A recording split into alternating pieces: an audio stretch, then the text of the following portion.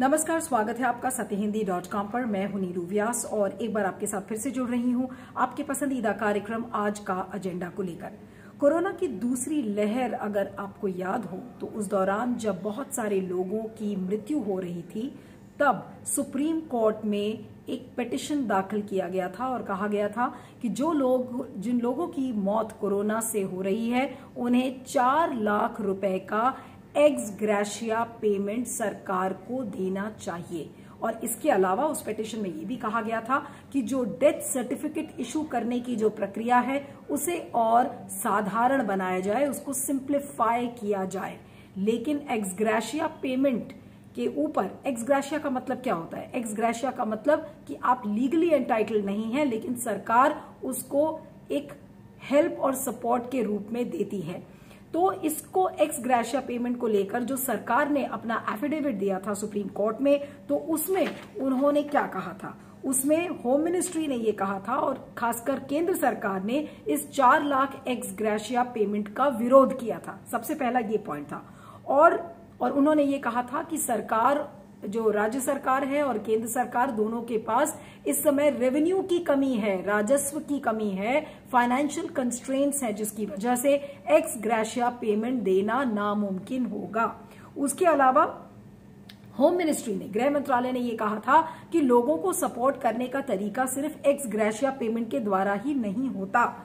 और उस पर एमएचए ने कहा था कि बाकी भी हेल्थ इंटरवेंशंस हैं, जो सामाजिक सुरक्षा है और आर्थिक रिकवरी की जो हम बात कर रहे हैं, जो कम्युनिटीज अफेक्ट हुई हैं, जो समुदाय अफेक्ट हुए हैं कोविड से, तो उनको हम बाकी तरीके से मदद कर सकते हैं। लेकिन एक्स ग्रेशिया पेमेंट का विरोध किया गया था। और साथ में होम मिनिस्ट्री ने यह भी कहा था कि इसके पहले हमारे पास कोई भी उदाहरण नहीं है जहां पर एक जो चलती हुई बीमारी है और एक लंबे समय का जो डिजास्टर चल रहा है उसको लेकर हम एक्स ग्रेशिया पेमेंट कर सके।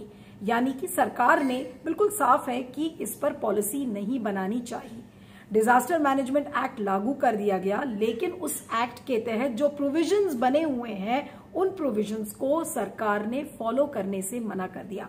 आज सुप्रीम कोर्ट ने इसको लेकर एक अहम फैसला सुनाया है, जो कि मुझे लगता है कि आने वाले दिनों में डिजास्टर मैनेजमेंट अथॉरिटी की रूपरेखा बदल सकता है। क्योंकि अभी तक ये जो एक्स ग्रेशिया पेमेंट्स को लेकर जब बात होती थी तो साइक्लोन या बाढ़ जब आती थी तो उसको लेकर एक्स ग्रेशिया पेमेंट की बातें आती थी। लेकिन अब क्योंकि कोविड से होने वाली मौतों को लेकर एक्स ग्रेशिया पेमेंट की बात सुप्रीम कोर्ट ने कही है कि उनको दिया जाए, और उसके डिटेल्स में अब आपको बताऊंगी। लेकिन अब सिर्फ कोविड ही नहीं, कोविड के अलावा भी जो बहुत सारी बीमारियों से जो लोग मरते हैं और जो सोशल सिक्योरिटी की हम बात करते हैं, सामाजिक सुरक्षा की बात करते हैं, जो कि एक मूलभूत सिद्धांत है डिजास्टर मैनेजमेंट अथॉरिटी का, तो हो सकता है कि ये चीजें अब एक रिफॉर्म्स के रूप में नजर आएंगी और हो सकता है कि आने वाले दिनों में डिजास्टर मैनेजमेंट अथॉरिटी में सुधार आएगा। लेकिन अब समझते हैं कि सुप्रीम कोर्ट ने इसको लेकर क्या कहा है। सबसे पहले सुप्रीम कोर्ट ने ये कहा है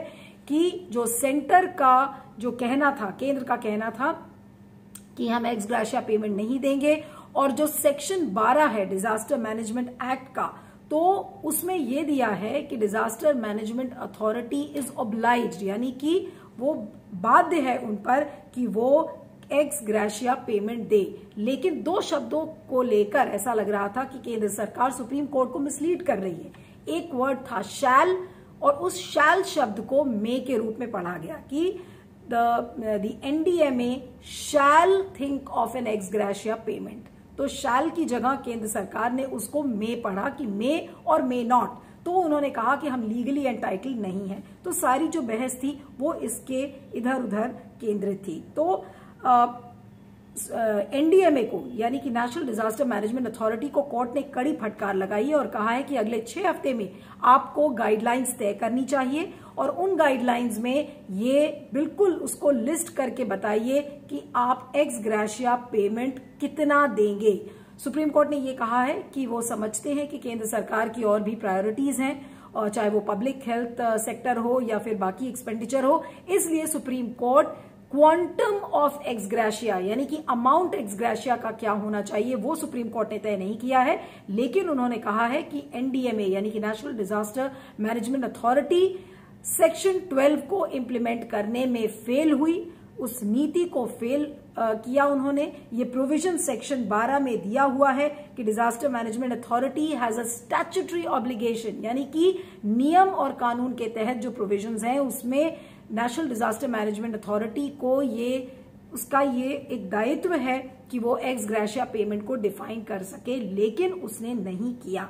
तो कोर्ट ने केंद्र सरकार के कंटेंशन को बिल्कुल रिजेक्ट किया और ये कहा कि सरकार ने ये कहा था कि जो सेक्शन 12 है वो एक मैंडेटरी प्रोविजन नहीं है, जिसको लेकर कोर्ट ने कहा कि नहीं ये मैंडेटरी है और अमाउंट कितना होना चाहिए एक्स ग्रेशिया का वो एनडीएमए तय करे। अब ये जस्टिस अशोक भूषण और जस्टिस एमआर शाह की बेंच थी, जिसको लेकर जो 2 पॉइंट्स थे, खासकर जो 4 लाख का कॉम्पनसेशन की बात थी और दूसरा ये कि जो डेथ सर्टिफिकेट को और सिंप्लीफाई किया जाए उस पूरे प्रोसेस को। तो ये सारी बातें उसी एफिडेविट और उसी पिटिशन के द्वारा आई थी। तो जो पहला पॉइंट दिया था कि NDMA has failed to discharge its functions, यानी कि जो उसका काम है, जो उसकी जिम्मेदारी है, उसमें एनडीएमए फेल हुआ। अब एनडीएमए हमें यहां नहीं भूलना चाहिए कि जो डिजास्टर मैनेजमेंट अथॉरिटी का एक्स ऑफिशियो चेयरमैन कौन है? प्रधानमंत्री Narendra Modi. Ex officio chairperson disaster management authority का प्रधानमंत्री होता है। तो एनडीएमए का फेल होना मतलब प्रधानमंत्री नरेंद्र मोदी की विफलता है और उसका फेलियर है। और अगर एग्जैक्टली आप उस ऑर्डर को पढ़े तो उसमें साफ साफ दिया है कि there is nothing on record that national authority has issued any guidelines for minimum standards of relief for COVID victims. National authority has failed to perform the statutory duty under section 12 by failing to recommend the minimum relief for ex gratia assistance. यानी कि अब NDMA को अगले 6 हफ्ते में ये बताना होगा कि वो कोविड से होने वाली जो मौतें हुई हैं उसमें वो कितना एक्स ग्रेशिया पेमेंट देंगे। और साथ में उन्होंने ये भी कहा है कि गाइडलाइंस तो उन्हें निकालनी है, लेकिन ये फंड्स की availability national disaster relief fund से होगी या स्टेट डिजास्टर रिलीफ फंड से होगी, ये सारा कुछ डिसाइड करने की जो जिम्मेदारी है वो एनडीएमए के मत्थे थोप दी गई है। देखिए, सबसे पहले तो एक बहुत अच्छा एक ऐतिहासिक फैसला मैं इसे कहूंगा, और उसका जो वजह है वो ये है कि सरकार ने इस बात का ध्यान रखा कि माफ कीजिएगा, कोर्ट ने इस बात का ध्यान रखा कि जो मूल भावना है इसको लाने की, इस एक्ट को, डिजास्टर मैनेजमेंट एक्ट को, वो थी सोशल सिक्योरिटी। और इस सोशल सिक्योरिटी और सोशल इंश्योरेंस के ही प्रिंसिपल पर कि अगर कोई डिजास्टर आता है तो कैसे हम एक बड़े पैमाने पर सोशल सिक्योरिटी दे सकते हैं, इस चीज को ये डिजास्टर मैनेजमेंट एक्ट बताता है। इसी चीज के क्या कहते हैं, डिजास्टर मैनेजमेंट एक्ट की धारा है, धारा 12 जिसे सेक्शन 12 कहते हैं, उसमें ये लिखा हुआ है कि क्या मिनिमम स्टैंडर्ड्स ऑफ रिलीफ देने हैं। अब ताज्जुब की बात है कि इस बार जब कोविड पेंडेमिक को जब सरकार ने नोटिफाई करा एज अ नोटिफाइड डिजास्टर, इस डिजास्टर को नोटिफाइड डिजास्टर में की कैटेगरी में लाए, और जब इसमें सारे के सारे नियम और कानून जो डिजास्टर मैनेजमेंट एक्ट के लगने लगे, तो सरकार ने बड़ा ही एक तर्कहीन टाइप का एक अपना ही एक अलग सा एंगल दिया और कहा कि भाई हम इसको डिजास्टर में तो काउंट करेंगे, नोटिफाइड डिजास्टर में, मगर जो प्रोविजंस लगेंगे जैसे कि एक्स ग्रेशिया का जो प्रोविजन था वो इस तरीके के डिजास्टर्स पर नहीं लगेगा। तो यही हमारी एक बहुत बड़ी आपत्ति थी, यही हमारी ऑब्जेक्शन थी कोर्ट में कि ऐसा क्या है कि आप कोविड को, जब इतने लाखों लोगों की दुर्भाग्यवश मृत्यु हुई है कोविड-19 के कारण, तो ऐसे में सोशल सिक्योरिटी का जो कंसेप्ट है अगर उसी को छीन लिया जाएगा तो बेसिकली कह सकते हैं कि मूल भावना को छीन लिया गया, तो उसकी आत्मा को, उस एक्ट कानून की आत्मा को ही हटा दिया गया। तो यही चीज हमने कोर्ट में रखा था और बड़ी खुशी की बात है कि इस चीज को कोर्ट ने समझा, लोगों के दर्द को कोर्ट ने महसूस करा और लिखा भी है अपने जजमेंट में जब वो प्रोनाउंस कर रहे थे कि भाई सोशल सिक्योरिटी के लिए ही ये एक्ट बना है और आज के टाइम पे सरकार का इस तरीके से मना करना दुर्भाग्यपूर्ण है। तो आज मुद्दा ये है कि नेशनल डिजास्टर मैनेजमेंट अथॉरिटी को सामाजिक सुरक्षा के लिए बनाया गया है कि अगर कोई भी आपदा आती है, चाहे वो किसी भी कैसी भी आपदा हो, चाहे वो बाढ़ हो, साइक्लोन हो, कोई महामारी हो, और ये जो इसको नेशनल डिजास्टर डिक्लेयर किया गया था, लेकिन इसके बावजूद सरकार नहीं देना चाह रही है कॉम्पेंसेशन। तो आज ये प्रधानमंत्री नरेंद्र मोदी की विफलता है। नेशनल डिजास्टर मैनेजमेंट अथॉरिटी ने अपनी जिम्मेदारियों को ठीक से नहीं निभाया, ये उसके मुंह पर तमाचा है कि वो सामाजिक सुरक्षा लोगों को नहीं दे पाया। अब रही बात ये कि सरकार इस कॉम्पेंसेशन को क्यों नहीं देना चाहती, इसमें बहुत सारे कारण हैं।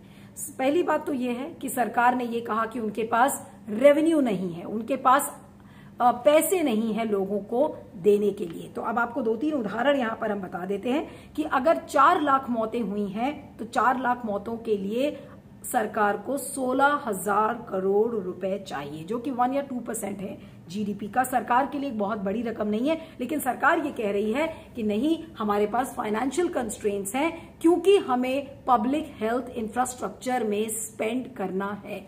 तो अगर पब्लिक हेल्थ इंफ्रास्ट्रक्चर में स्पेंड करना है तो क्या कोविड से हुई मौतों के परिवार की सामाजिक सुरक्षा क्या उसमें नहीं आती? ये एक बड़ा मुद्दा है। और रही बात एक्सपेंडिचर की, तो 20,000 करोड़ का सेंट्रल विस्टा प्रोजेक्ट बन रहा है, जिसमें प्रधानमंत्री का एक आलीशान आवास बन रहा है, लेकिन हमारे पास कोविड के विक्टिम्स को पैसे देने के लिए नहीं है। एक और उदाहरण ले लीजिए, बीजेपी सरकार ने फ्यूल टैक्सेस से 2020 और 21 का ये मैं आंकड़ा बता रही हूं कि फ्यूल टैक्सेस से इनकी कमाई कितनी हुई है, आपको अंदाजा है इसका? 5,25,355 लाख करोड़ के फ्यूल टैक्सेस से सरकार ने कमाई की है। और धर्मेंद्र प्रधान जो पेट्रोलियम मिनिस्टर है, उन्होंने क्या कहा? उन्होंने कहा कि डीजल और पेट्रोल की प्राइसेस इसलिए बढ़ रही हैं क्योंकि हम कोविड के पेशेंट्स के लिए, कोविड के की महामारी से जूझने वाली सारी जितनी आपदाएं हैं उनकी हम भरपाई कर रहे हैं उस पैसे से।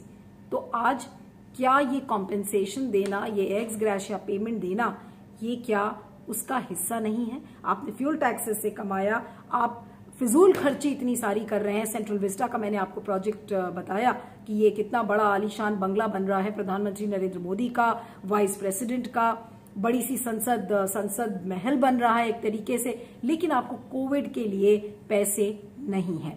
और दूसरी बात यह है कि जो बिल्कुल एक कंप्लीट पॉलिसी फेलियर है कि सरकार ने नीति नहीं बनाई, और नीति तभी बनी है जब सुप्रीम कोर्ट का इंटरवेंशन हुआ है, सुप्रीम कोर्ट को दखल देना पड़ा सरकार के एग्जीक्यूटिव फंक्शंस में, उसके बाद ये नीतियां बनी हैं।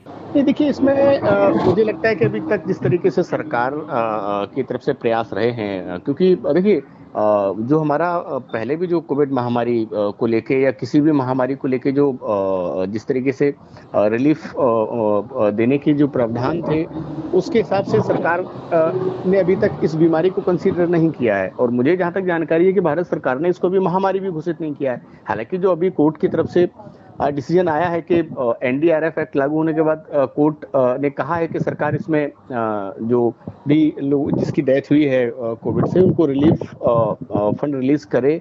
तो उसमें भी अभी क्योंकि सेंट्रल गवर्नमेंट के पास ऑलरेडी फंड क्रंच है और सेंट्रल गवर्नमेंट वैक्सीनेशन प्रोग्राम चल रहे हैं और भी जो चीज़ें चल रही हैं उनको लेके फंड मैनेजमेंट करने के लिए पूरे प्रयासरत है।